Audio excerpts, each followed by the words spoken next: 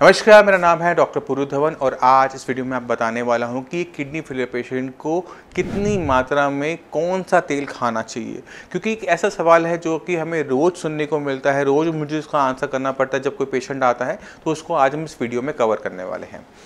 Kidney failure patient की body में क्या हो रहा है, पहले उसे समझने की कोशिश करेंगे। किडनी फेलियर की पेशेंट की बॉडी में प्रोटीन का लॉस हो रहा होता है, यूरिन के रास्ते प्रोटीन बाहर जा रहा होता है।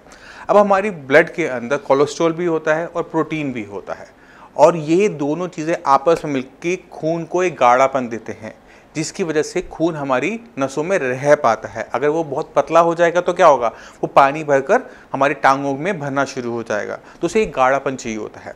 तो दोनों मिलकर कर रहे हैं, गाढ़ापन दे रहे हैं। अब आपकी बॉडी में से प्रोटीन जो है वो पेशाब के रास्ते से बाहर जा रहा है, अब खून पतला हो रहा है, तो बॉडी क्या करती है, कोलेस्ट्रॉल की मात्रा को बढ़ा देती है।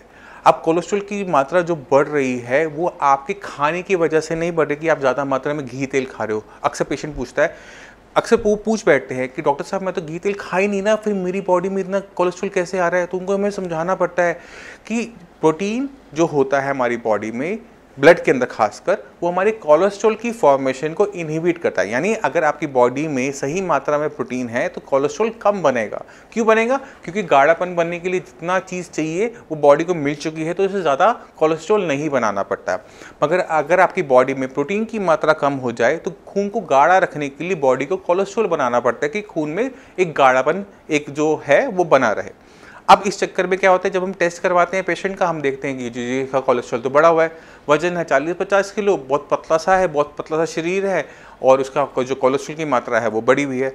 बच्चों में भी देखने को मिलता है, जो बच्चे नेफ्रोटिक सिंड्रोम के होते हैं, प्रोटीन का लॉस बहुत हैवी हो रहा है, उनके अंदर भी कोलेस्ट्रॉल की मात्रा बहुत ज़्यादा होती है। अब ये जो कोलेस्ट्रॉल है, हम सब जानते हैं कि हमारे जो हार्ट के लिए बहुत ज़्यादा खतरनाक होता है, वो क्लॉट बना सकता है, वो ब्लॉकेज कर सकता है। तो इस कोलेस्ट्रॉल को कंट्रोल करना बहुत ज़रूरी है।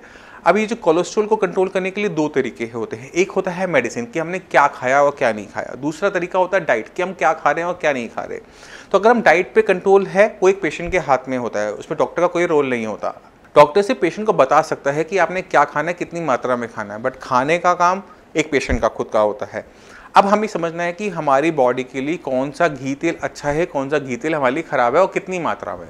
अब कोई पेशेंट अगर मुझसे पूछे कि मैं कौन सा खाऊं, तो मैं उनको सारे का सारा एक ही जवाब देता हूं कि आप कोई भी घी तेल खाओ, मगर ध्यान क्या रखना होता है कि आपने उसकी मात्रा कम से कम लेनी होती है। इतनी मात्रा में लेना होता है जितना खाना बनाने के लिए ज़रूरी है। अगर सब्जी के ऊपर अगर घी तेल तैर कर आ रहा है तो आप खाना गलत तरीके से खा रहे हो। अगर रोटी को बिल्कुल चुपड़ के खा रहे हो, बिल्कुल उसमें घी टपक रहा है, तो वो गलत कर रहे हो। तो अगर आप कोई चीज़ कुक करना चाहते हो तो हम सजेस्ट करते हैं कि जितने भी नेचुरल ऑयल्स होते हैं, जैसे आपका मूंगफली का तेल हो गया, सरसों का तेल हो गया, या फिर वो चाहे घी ही क्यों नहीं है, आप उसका यूज़ कर सकते हैं, मगर कम मात्रा में। जो भी डीप फ्राइड आइटम है उनको आप पूरी तरह से निकाल दीजिए, जैसे पकोड़े हो गए, पापड़ को तल के खाने हैं, उसको पूरी तरह से अपनी डाइट से बाहर कर दीजिए। रोटी के ऊपर आपने थोड़ा सा कुछ लेना है तो आप वाइट बटर, जो घर का बना हुआ मक्खन होता है ताज़ा ताज़ा, जिसमें बहुत मज़ा आता है, पराठों के ऊपर लगा के खाते हैं, उसी को आप यूज़ करें। क्यों? क्योंकि उसके अंदर टेस्ट ज़रूर है, बट उतनी ज़्यादा ऑयलीनेस, ग्रीसीनेस, कोलेस्ट्रॉल कम हो जाता है। आप ऐसी रेसिपीज़ ढूंढिए जिनके अंदर घी तेल का प्रयोग कम से कम होता। क्यों?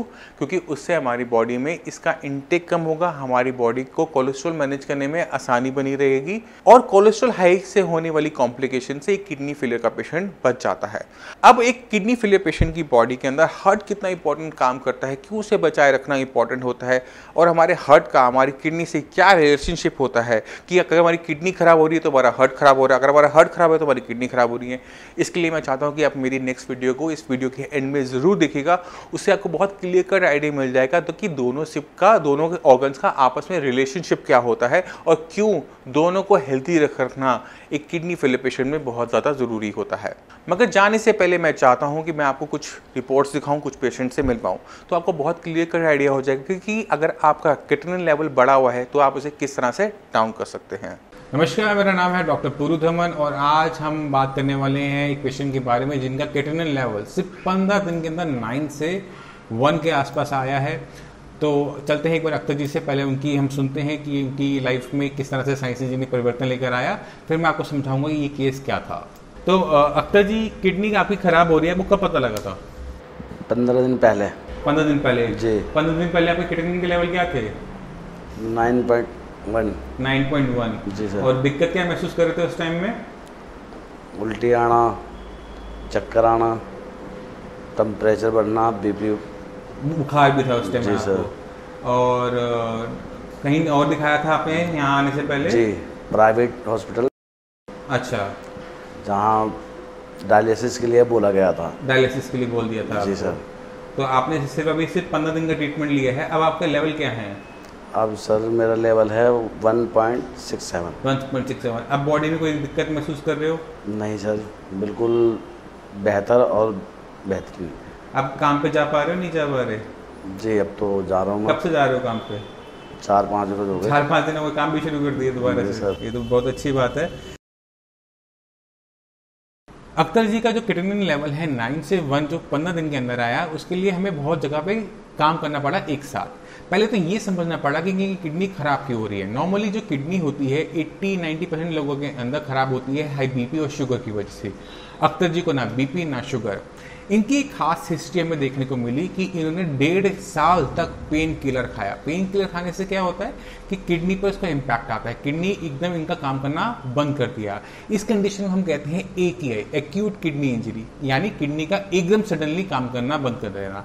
इसको आसान शब्दों में आपने समझना है तो समझो कि किडनी एकदम शॉक में चली गई थी। ठीक है, अंदर कोई नुकसान नहीं हुआ, कोई सूजन नहीं, कुछ नहीं है, बट जो हम एलोपैथिक मेडिसिन खाते हैं, एंटीबायोटिक्स खाते हैं, पेन किलर खाते हैं, उसकी वजह से किडनी ने एकदम सडनली काम करना बंद कर दिया। अब जब वो काम करना बंद कर रही थी तो खून को साफ करने की जो इनकी किडनी की क्षमता है वो एकदम बंद हो गई। अब शरीर के अंदर क्रिएटिनिन बढ़ रहा था, यूरिया बढ़ रहा था, जिसकी वजह से इनको दिक्कत महसूस हो रही थी। चाहे वो मांसपेशियों में एटन थी, वॉमिटिंग थी, पैरों में सूजन थी, वो सब आना शुरू हुआ क्योंकि अब किडनी ने पेशाब बनाना ही बंद कर दिया था। तो अब ऐसे केसेस के अंदर नॉर्मली कोई देखेगा तो पहले ही बोलेगा कि डायलिसिस स्टार्ट करो, मगर इन्होंने थोड़ा साइंस इंजीनियर में फेथ दिखाते हुए जो ट्रीटमेंट शुरू किया, और क्योंकि एक ही आई था, अंदर किडनी के अंदर डैमेज नहीं था, तो मेडिसिन ने बहुत तेजी से अच्छा काम करते हुए लेवल 9 से सीधा 1, वो भी सिर्फ 15 दिन के अंदर। ये सब पेशेंट्स में नहीं हो सकता, ये सिर्फ उन्हीं पेशेंट्स में देखने को मिलता है जिनकी किडनी एक्यूट किडनी इंजरी से सफ़र कर रही हो। बाकी जो हमारे साइंस इंजीनियर की बाकी जो हमारे पेशेंट हैं जो किडनी के और मरीज हैं, उन्हें आप क्या कहना चाहोगे? मैं तो ये कहना चाहूँगा कि हमारे साइंस संजीवनी से ही इलाज कराया जाए। बहुत बेहतर और बहुत अच्छा इलाज है और मैं बहुत खुश हूँ, संतुष्ट भी हूँ। मैं उम्मीद करता हूँ इस वीडियो से आप समझ गए होंगे कि AKI क्या होता है, एक्यूट किडनी इंजरी क्या होता है, इसके कारण क्या होते हैं, पेन किलर्स हैं, आपके एंटीबायोटिक्स हैं, आप समझ गए होंगे। फिर भी आपके माइंड हो तो हमारे डॉक्टर, साइंस इंजीनियरिंग डॉक्टर्स हैं, आप उन्हें कॉल कर उनसे बाकी इन्फॉर्मेशन ले सकते हैं। तो आपने खुद देखा कि अगर हम थोड़ा सा अपनी डाइट पे काम कर लेते हैं, थोड़ा सा अपनी किडनी पे काम कर लेते हैं, किडनी की फंक्शनिंग को बढ़ाने पे काम कर लेते हैं, तो क्रिएटिनिन लेवल, यूरिया लेवल बहुत तेज़ी से बहुत अच्छी लेवल तक वो डाउन हो जाते हैं। और ये जो क्रिएटिनिन लेवल डाउन हुआ है, यूरिया लेवल डाउन हुआ है, ये इसलिए डाउन होता है क्योंकि हमारी किडनी की फंक्शनिंग बढ़नी शुरू हो जाती है, किडनी अपनी काबिलियत काम करने की बढ़ा लेती है और क्रिएटिनिन और यूरिया डाउन हो जाता है। और ये बहुत ज़्यादा ज़रूरी होता है अपनी बॉडी को बचाए रखना किसी बड़ी कॉम्प्लिकेशन से। तो मैं उम्मीद करता हूँ इस वीडियो से आप समझ गए कि क्यों हम आपका घी तेल बंद करवाते हैं, कम करवाते हैं, क्यों हम इसे कहते हैं कि आपसे कम मात्रा में लो। फिर भी आपके माइंड में कोई भी डाउट है, कुछ भी पूछना चाहते हैं, तो हमारे डॉक्टर्स अवेलेबल होते हैं, आप मुझसे भी आकर मिल सकते हैं। अगर आप उन्हें हमारे डॉक्टर्स को कॉल करेंगे तो आप उनके साथ अपनी जो रिपोर्ट्स हैं उनको ज़रूर शेयर कीजिएगा, क्योंकि रिपोर्ट्स देखने के बाद एक बहुत क्लियर कट आइडिया मिल जाता है कि पेशेंट पे हमने क्या काम करना है। अब इसी के साथ आप सभी से मैं चलने की आगे चाहूँगा। मिलते हैं अगली वीडियो में, तब तक के लिए नमस्कार।